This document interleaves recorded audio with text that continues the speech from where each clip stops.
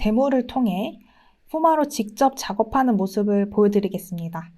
포마는 실제 기반 데이터로 작업을 하기 때문에 어디로 위치를 정해서 시작을 할까 하다가 저희 회사가 마포구에 있는데요. 옥상에 올라가면 한강 너머 여의도에 이 건물이 보이는 게 예쁘더라고요.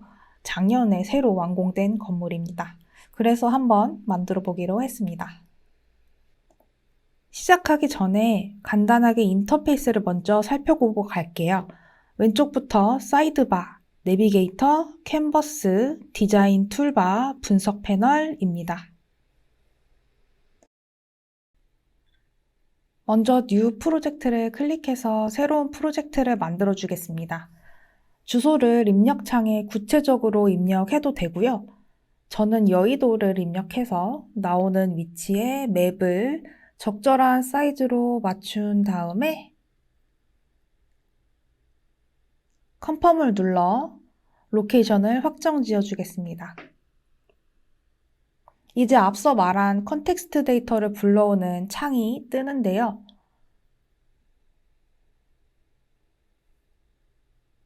맨 왼쪽에 빌딩을 불러오는 오픈 스트리트 맵을 눌러서 주변 건물을 불러올 지역을 조정해 주도록 하겠습니다. 빌딩 데이터는 선택 구역이 너무 크면 안 되더라고요. 그래서 세밀하게 조정을 거친 다음에 오더를 눌러줍니다.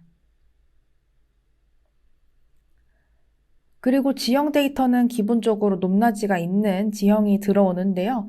저는 플랫한 지형을 추가로 불러오도록 하겠습니다. 그리고 마지막으로 도로 데이터를 불러오겠습니다. 마찬가지로 지역을 다시 한번 조정을 해주고요.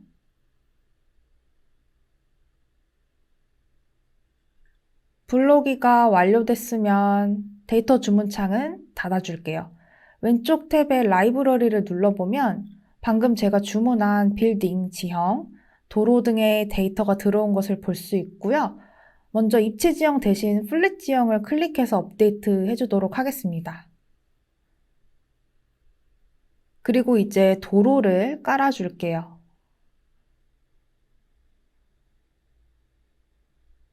보시면 도로가 비어있는 부분이 있어요. 이런 부분은 우측 디자인 툴바에서 도로를 클릭해서 원하는 위치에 그려주면 됩니다.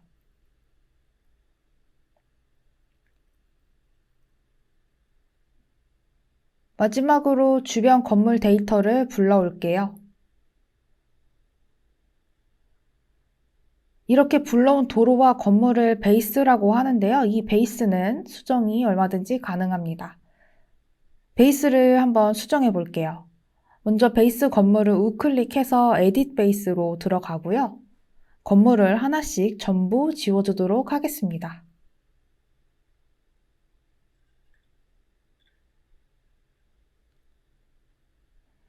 이제 이 베이스에 포밋을 이용해서 만든 IFC 몰 건물을 불러와 보겠습니다. 포밋에서 파일을 오브젝트 형식으로 먼저 저장을 해야겠죠.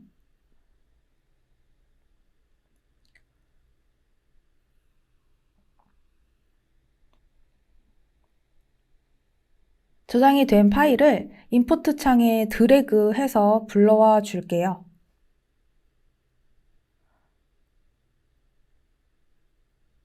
업로드가 완료되고 방향이 맞지 않을 경우에는 이걸 로테이트 버튼을 눌러서 로테이트 시켜줍니다. 저장 후 닫기 버튼을 클릭하고 라이브러리에 방금 업로드한 데이터가 들어온 것을 볼 수 있고요. 이걸 클릭해서 베이스에 간단하게 다시 한번 클릭해서 배치합니다. 방향 회전이 필요하기 때문에 2D 평면으로 뷰를 바꿔주고요. 로테이트 기능을 이용해서 건물을 회전시켜 주겠습니다.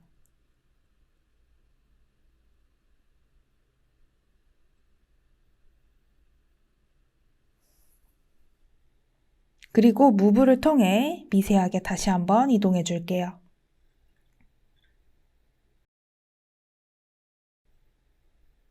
건물이 잘 들어왔는지 3D로 다시 한번 확인하도록 하겠습니다. 불러온 건물을 베이스로 만들어주기 위해 우클릭해서 Move to Base를 클릭하면 이제 이 건물은 베이스로 들어가게 되었습니다. 베이스가 만들어졌으면 이제 프로젝트 사이트를 만들어 줄게요. 캔버스에 프로젝트가 진행될 위치를 띄우고 디자인 툴바에서 사이트 리밋을 클릭하고 사이트를 스케치해 줍니다.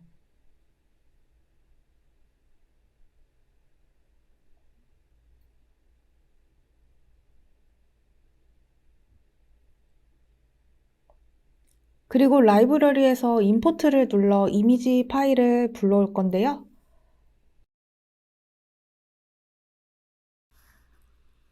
라이브러리에서 이미지를 선택하고 플레이스 인 캔버스를 해주고요. 프로젝트 사이트의 착공 시점에 맵 이미지가 있더라고요. 그래서 이 이미지를 불러와서 그 위에 건물 위치에 맞게 모델링을 해보려고 합니다. 이미지를 베이스 스케일에 맞도록 사이즈를 조절해 주겠습니다. 이제 건물을 그려보겠습니다. 디자인 툴바에서 베이직 빌딩을 선택하고 지도의 건물 형태를 따라서 스케치해 줍니다.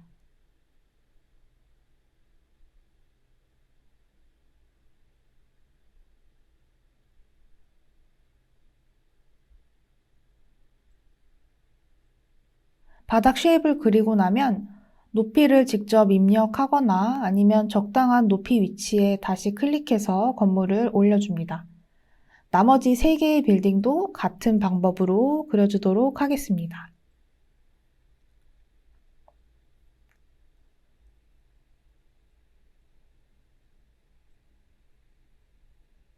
건물을 그린 이후에도 층수와 층고를 직접 입력해서 높이를 변경해 줄 수도 있습니다.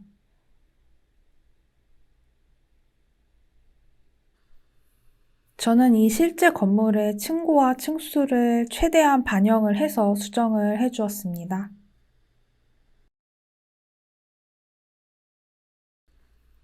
건물의 형태를 변경해 볼게요. 건물을 우클릭하고 Convert to 3D 스케치를 선택해서 맨 위층에 라인을 그려줄게요.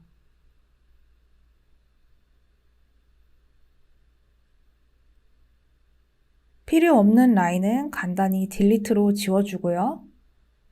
평면을 우클릭해서 Extrude Face를 선택하고 아래쪽 방향으로 내려줍니다.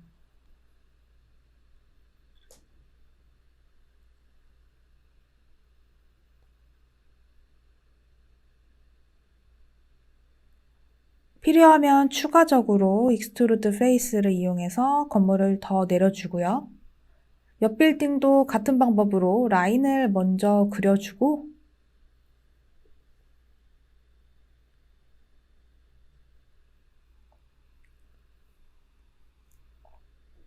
익스트루드 페이스를 이용하여 한쪽 건물의 높이를 내려줍니다.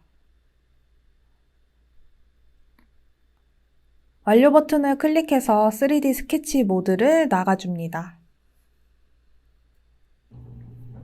이번엔 건물의 평면도를 스케치해 볼 건데요. 불러왔던 레퍼런스 이미지를 먼저 숨겨줄게요. 평면도를 그릴 건물을 선택하고 우측 패널에서 플로어 플랜을 클릭합니다. 건물의 전체 플로어가 선택되었는데요. Shift 키를 누른 채로 아래 4개 층을 선택해서 선택 해제해 주겠습니다. 우측 패널을 보면 총 플로어 수와 선택된 플로어 수를 볼 수 있습니다. 라인 스케치를 이용해 평면을 유닛별로 간단히 나눠주고요. 가운데 엘리베이터 부분을 렉탱글을 이용해 그려줍니다. Shift 키를 누른 채로 유닛이 될 부분을 모두 선택해주고 유닛으로 변경합니다.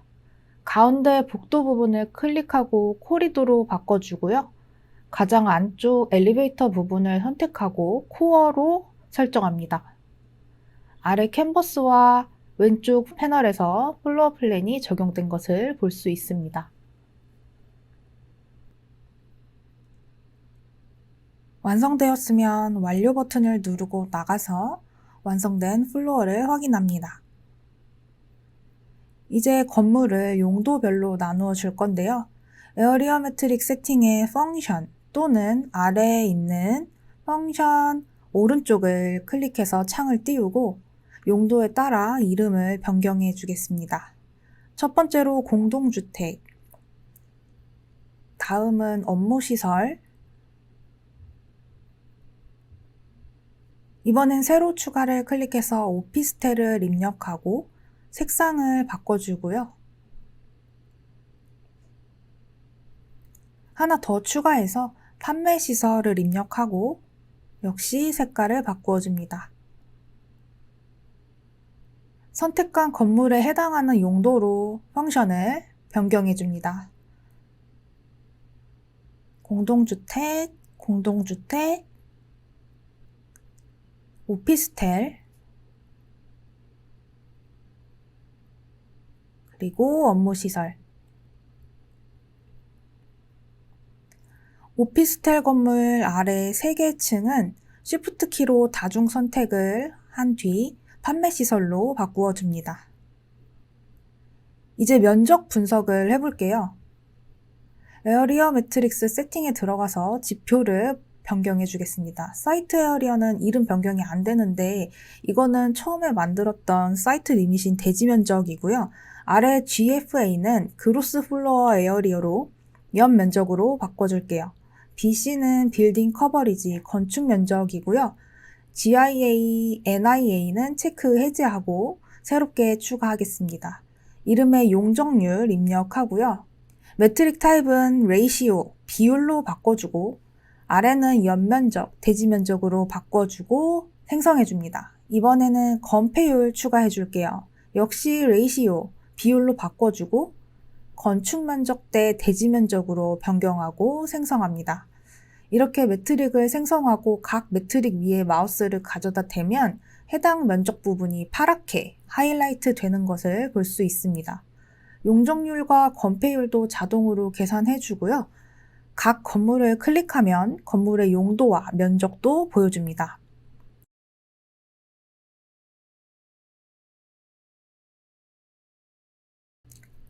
유닛 설정을 한 건물을 클릭하면 유닛 카테고리에서 유닛 크기별 비율을 보여주는데요. 매트릭 세팅의 유닛 사이즈를 들어가서 각 유닛 사이즈 값을 변경해 볼게요. 값을 입력하는 즉시 오른쪽 다이어그램에 전체 유닛 수 대비 해당 유닛의 비율이 반영되는 것을 볼 수 있습니다.